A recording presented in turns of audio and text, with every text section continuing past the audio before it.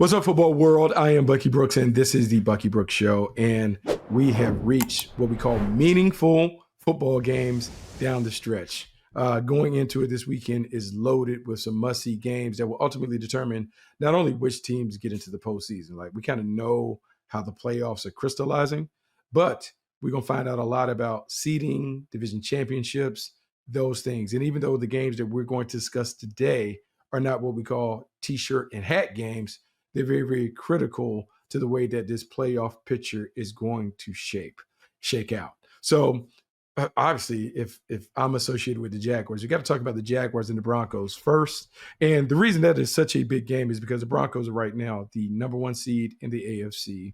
The Jaguars are currently number one in the AFC South. They're sitting at number 3 on the bracket line.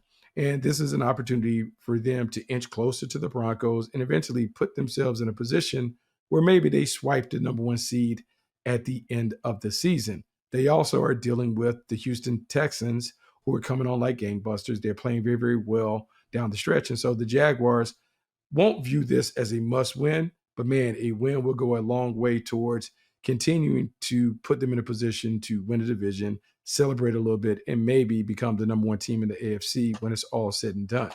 What's interesting about this matchup, when you talk about it, there's not a lot of intrigue or a lot of respect for both of these teams, despite their records. When you think about the Denver Broncos being on an 11-game winning streak, people refuse to give them their propers as maybe one of the top teams in football. There's always these questions when it comes to the Broncos, and a lot of it centers around Bo Nix.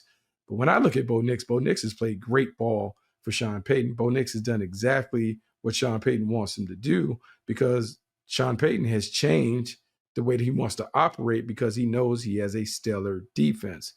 And when we talk about that defense, before we go back to Bo Nix and the offense, I think it's really important that people understand that when you're playing with a defense that is number one in sacks, 58 sacks for the Denver Broncos, they have 3 guys that can get it done: Nick Bonitto, Jonathan Cooper, Zach Allen.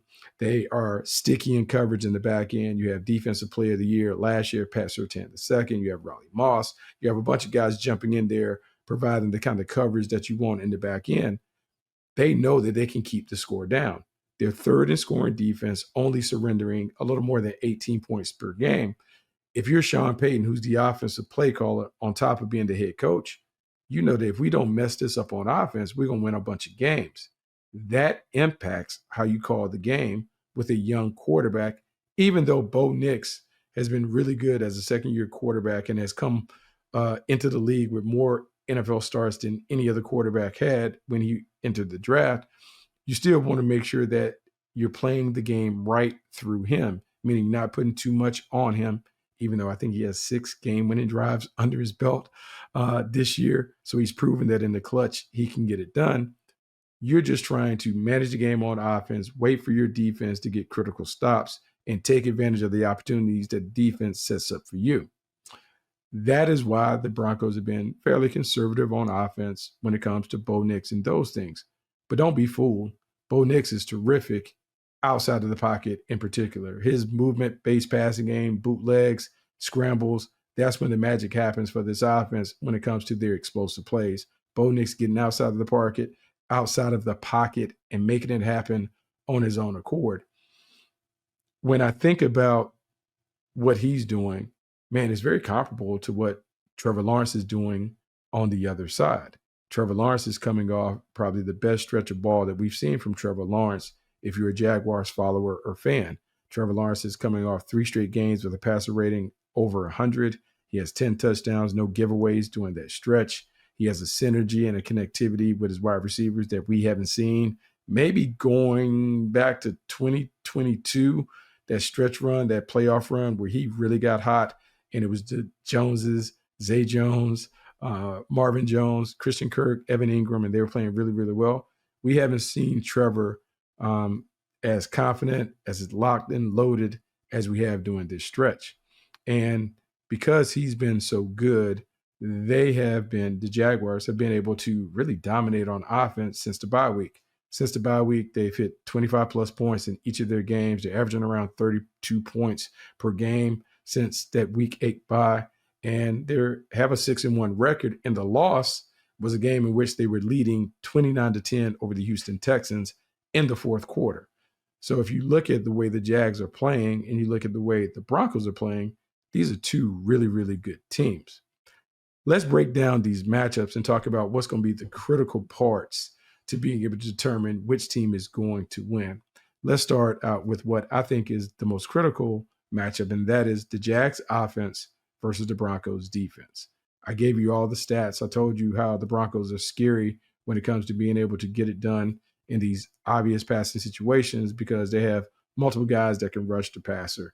Vance Joseph has done a really good job of blending pressure with simulated pressures, meaning it looks like a blitz, but it's really only a 4-man rush, but they're using a second or third level defender to be the fourth defender.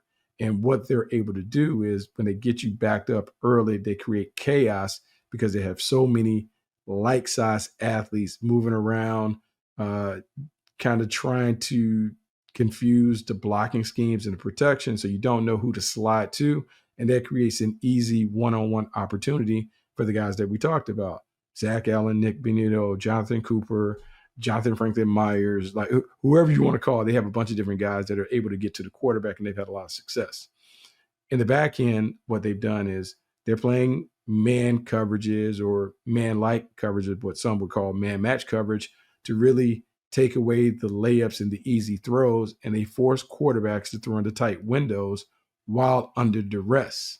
And when you have a guy like Pat Surtain II, who, even though he's coming off an injury and hasn't been the stellar Pat Surtain that we saw a season ago, even on his off days, he is at a Pro Bowl level, and he continues to be able to align against the number one receiver and pretty much snuff them out.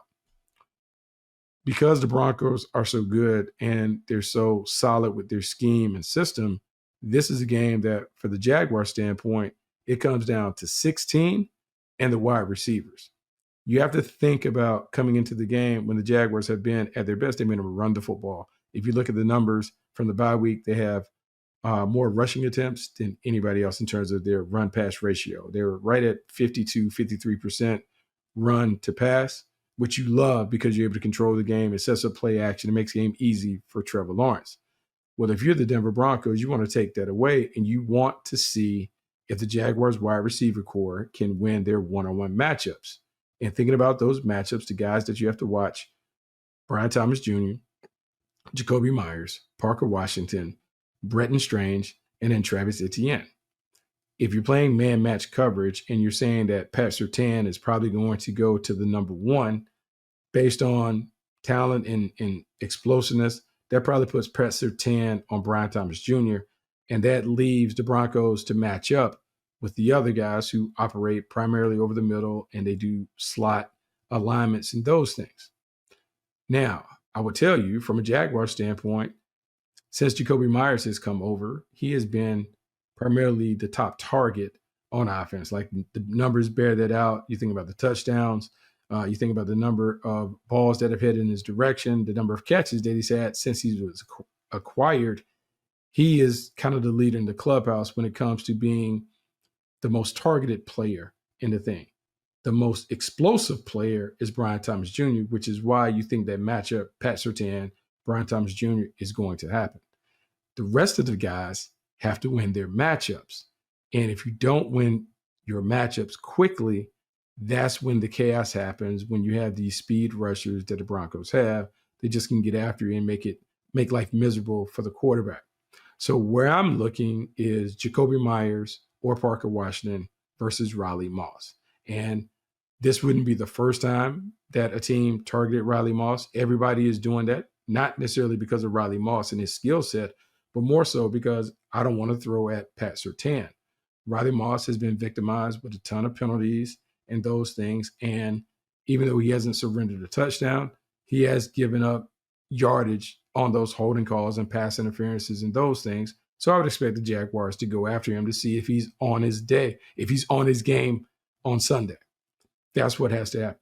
Then over the middle of the field, Hufanga, can he hold up in coverage? Can you find a way to put the tight end on Hufanga and create some things over the middle of the field that are easy for Trevor Lawrence? Maybe even generate a splash play. And then coming off last week where you saw Travis Etienne have 3 receiving touchdowns, look for the Jaguars to find some different ways to have some creative pass plays that are designed to get him the ball in space where he can showcase some of that explosiveness that he showed last Sunday against the against the New York Jets. Now, up front, the offensive line has a tough task just because of the speed rushes that you got to deal with when it comes to the Broncos.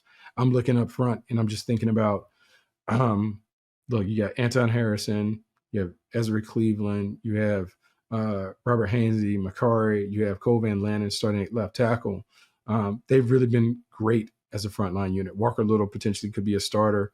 Coming back last week, he sat out, had a headache, but he should be cleared to play, and that could change how they reshuffle the deck. But this is one where, man, you need your offensive line to be able to win their one-on-one matchups, because if they're not able to protect Trevor and he is feeling the pressure on a down-by-down basis with the sticky coverage on the outside, that's potentially when the turnovers could happen, and that is not what you want. One note, think about the running game being big here. The Jaguars want to run the football, but they're out. They're without Bejo Tootin. That means more carries, more touches for Travis Etienne, not only as a runner, but as a receiver, but also LaQuint Allen will have an opportunity to step up and play. If you are Liam Cohen, you want to be able to run the football, not only because that's who you fancy yourself as, a tough physical team, but you want to keep the ball out of harm's way when it comes to Trevor Lawrence. You don't want him throwing these obvious passing situations where the Broncos can load up. So from a Jags offense to Denver Broncos defense, that's how that matchup is going to play out. On the other end, man, the Jags are the number one team in run defense. They stop the run like no other, and they're number one in takeaways. And those two things go together, because if you stop the run on early downs and force people to pass on obvious situations, when you play these zone pressures, zone looks, vision and break coverage, now your guys have an opportunity to feast on tips and overthrows to generate interceptions. We have seen that of late. Last week against the Jets, they had 3 takeaways, 3 interceptions. They've continued to do that at a high rate. That has been the recipe and the formula for the Jaguars to successfully win games. Run the football, score early, lean on the defense to get takeaways, and that is how they've been able to knock these teams out. The Broncos are a different challenge because R.J. Harvey is terrific. He can run the ball inside and outside, has some big play potential. You got to make sure that you take care of him, and they're going to stop the run because they know their best way to win is to make Bo Nix throw from the pocket and throw in these obvious situations where the run-pass factor is really not in play, meaning it is obvious when they're passing, so now you can load up against the pass and put together a scheme that takes care of Bo Nix and forces him to stay in the pocket, not outside the pocket. I talked earlier about Bo Nix. His most dangerous plays have been bootlegs, movement passes, or improvisational scrambles where he's been able to get outside the pocket and find players down the field. That is what it's going to be. You got to make sure you take care of that. Now, in the passing game for the Broncos, Cortland Sutton is terrific. Marvin Mims gets busy. Evan Ingram has a role where he can do it. They have a lot of players that can hurt you because the Jags are more of a zone-based team. Those matchups are going to be different. And so Bo Nix may have opportunities quick to get the ball to his playmakers, or if they're able to utilize the running game early to set up some opportunities on play action, those movement-based passes where Bo is rolling to his right or left and he has layered routes, meaning someone in the flat, someone at an intermediate level, and someone deep, that is when he's been at his best. The key for the Jaguars, make sure they dictate the terms. You have to win on first down so you can get Bo Nix on these second and long and third and long situations where your zone coverage can be a factor. If the Denver Broncos are consistently in 3rd and 3 or less, hard to dictate the terms, hard to get stops. And you can see the Broncos have sustained drives.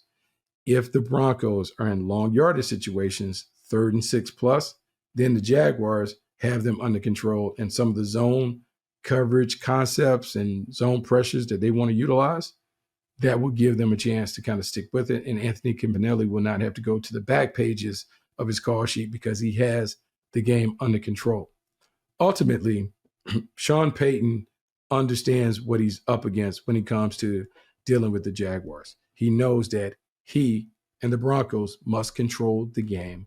They must control the clock. They cannot allow this to be a time of possession game that goes in favor of the Jaguars, because when they do that with their running game and their ability to defend the run, man, all of the bad things begin to happen to the opponents when it comes to that. For Liam Cohen, this is one where you have to employ your guys to be able to finish the game in the fourth quarter. Can you finish the game? Because when you look at the Broncos scores and you look at the tough games that they've been in, a lot of one-score victories, a lot of times it's been the opponent imploding in critical moments. Man, whether it's, just so many teams that have just given the game away.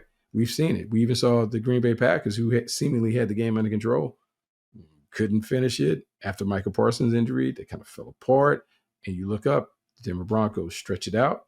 They dictate the terms. They're able to get the win, etc. New York Giants, we saw similar stuff, just on and on and on. That's how the Broncos win. So fourth quarter execution for the Jaguars, big play production for the Broncos. Whoever's able to dictate the terms in that, they're going to win. Last thing, at the end of the day, check the box score for red zone efficiency. The team that are scoring sevens and not settling for threes, they're going to be the team that walks out the winner in Mile High Stadium. Now let's go to the Green Bay Packers and the Chicago Bears. And this one is interesting to me, having played in this rivalry, understanding the bitterness of the rivalry between the two legendary franchises. This one is personal, and it's really personal because Ben Johnson made it personal when he, at his introductory press conference, talked about he loves smashing Matt LaFleur in these matchups. I'm just paraphrasing, but that's basically what he said. And it became personal. We saw the handshake at the end when Matt LaFleur was in and out after they won a few weeks ago. Well, now the tables may turn a little bit with the Chicago Bears coming in. Look, feeling great after a win over the Cleveland Browns. They have a defense that is number one in the league in takeaways. Offensively, Caleb Williams continues to progress. Their running game is physical. It has pizzazz. They're dynamic. They're fun. All the things that you want to see from an offense and all the things that you expect to see from a Ben Johnson offense have certainly come together. When I look at this offense as it continues to evolve, it is about DeAndre Swift and Kyle Monaghan being able to run the football effectively between the tackles. Their veteran offensive line is dominating at the point of attack. And when they have been able to win games against elite teams, it's because they've been able to punish them. I was in the studio. I watched how they dominated on a Black Friday a couple weeks ago, almost a month ago, against the Philadelphia Eagles. That is scary when you think about what they can do. But it's also what they've been able to do in the passing game that has really opened things up. Last week, DJ Moore had a couple of touchdowns. Colston Loveland begins to be a factor. Luther Burden is a factor. Caleb Williams is increasingly comfortable in this offense. Ben Johnson just has to make sure he keeps his quarterback away from the bad plays. The hero throws, they kind of hurt him at the end of the game. During the first game, he avoids those. He doesn't turn it over. They have a great chance to get done what they want to get done. If Roma Dunze plays, man, this puts a lot of pressure on the Green Bay Packers because the Packers are not going to be the same defense that we've seen. Michael Parsons, perennial All-Pro, popped his ACL against the Denver Broncos last week. They don't have him. Michael Parsons accounted for more than 2 times the number of quarterback pressures of anybody else on that line. I think when you saw it was like maybe 68, 70 quarterback pressures by him. And the next closest guy is Rashawn Gary, and he's in the upper 20s, 30s. Well, now you remove that dominant player. How are they going to generate this pass rush in a defense that is a vision and break defense that relies on the pressure to allow the DBs and the linebackers to play with eyes on the quarterback and feast off tips and overthrows and those things that happen when the quarterback is under duress? I know the Packers have talked about it being a collective thing where they'll get all their guys to do it, but defensive coordinator Jeff Hafley had it going with Michael Parsons. There is going to be a bit of an adjustment, and I don't know if you can fix it or make those changes in a week. Because of that, I would say the key to this game is the Packers' ability to stop the run. They have to stop the run. to dictate the terms to the Bears. If they are unable to stop the run, no shot. And the reason why they won't have any shot, because they won't be able to dictate the terms. They won't be able to force Caleb Williams into long yardage situations. They won't be able to dial up those pressures in those moments. And the pack and the Bears will be able to play in these comfortable mix down situations where they can mix it up and you never can get a beat on what they're doing. So to me, this is a game where Jeff Hafley has to tell his guys, we have got to stop the run on early downs. We have got to make this a Caleb Williams game. We cannot allow this to be a game where they can be balanced and they can run all over the place in their home, in their stadium, because if they do that, it's going to make life very, very difficult for us when it comes to the end in terms of controlling the game and those things. On the flip side, Matt LaFleur has to be in his bag, because after losing a dominant defensive player and having to deal with so many other injuries that have kind of robbed his team from the blue chip players that have helped him kind of race out and be a team that many of us envision being a Super Bowl team. Now it's about Jordan Love and the pieces that they have around him. Can he get these wide receivers to play great? Look, Christian Watson went out the game, had a chest injury, so we don't know what that's going to look like. Jaden Reed is available. Romeo Doubs is available. But Luke Musgrave is trying to make up for what they couldn't get from Tucker Kraft, and it just hasn't been the same. You need Josh Jacobs to return and be the effective runner that he was a year ago. Can he get back to feeling good so he can give you that? To me, man, this is the biggest game. This is the biggest opportunity for Matt LaFleur to show the football world his offensive ingenuity. Can he come up with a game plan that allows the Packers to control the game by being balanced with the run pass, while also finding a way to be explosive against a takeaway obsessed defense that doesn't give up many big plays? To me, this is where he's going to have to be in his bag when it comes to finding ways to create those home run opportunities for Jordan Love. It won't be due to, oh, my guy's superior to your guy one-on-one. This is going to have to be a whiteboard game where he out-schemes Dennis Allen to create those opportunities down the field. The other part of it is going to be, can they get on the board and find ways to block the Bears at the point of attack? Because the Bears have been kind of feisty against the run. Can they block them? Can they find a way to create those double teams and things where Josh Jacobs can get to the second level? Because if Josh Jacobs can get 100 plus, if he can get 100 plus on the ground, then they can dictate the terms. Then Jordan Love can utilize some of the under center play action stuff that creates the big plays.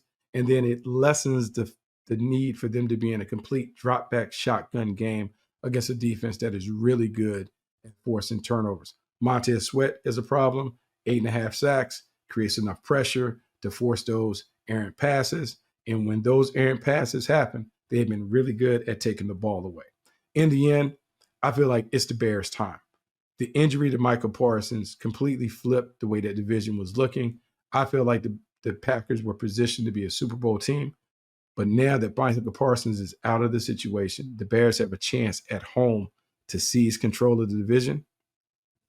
I think the Bears get this one, man. I just think the Bears get it done. I can't say that they necessarily have the better roster, but they have the better roster given the better lineup, given who's available. And I just think they're playing at such a level. And because it's personal and Ben Johnson wants his get back and the team knows that, I think the Bears certainly get that done.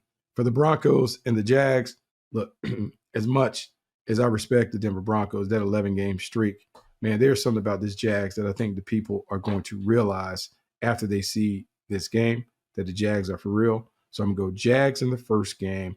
Give me the Bears in the second game. And then we'll see what it looks like at the end of the weekend. Brandon, I think we got some odds. Let me look at some odds and see what FanDuel is saying about the odds. Right now, okay, we got some division odds right now. To win the division, the Broncos are minus 1,100. A loss might change that because the Chargers are right in close proximity. Jaguars, division winner, that is really tight, minus 140. They need to get this one. If not, man, I just have a sneaky suspicion that the Texans can close it. So go to FanDuel Sportsbook, check out those odds. Make sure you make those bets. Yeah, I'll take both of those bets. I feel good about both of those. But until next time, I'm Bucky Brooks. This is the Bucky Brooks Show. Make sure you come back and check us out next week when we talk about all the things that happened over Week 16. Should be a fun one. Until then, I'll talk to you soon.